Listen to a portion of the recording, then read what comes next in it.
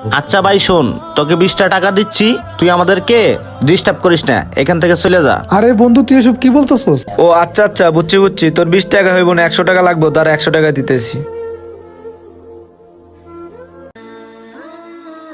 শালার পকেটে টাকা নাই, ভাবছি পার্কে আসি, বন্ধুরা আসবে, ওই সুযোগে তাদের খরচ দিয়া আমি চলে যাবো। একজনেরও দেখা পাইতেছি না, কখন যারা আসবে বুঝতেছি না। আচ্ছা ঠিক আছে, আর একটু অপেক্ষা করি, দেখি ওরা কেউ আসে নাকি। জায়গাটা অনেক সুন্দর রে দোষ।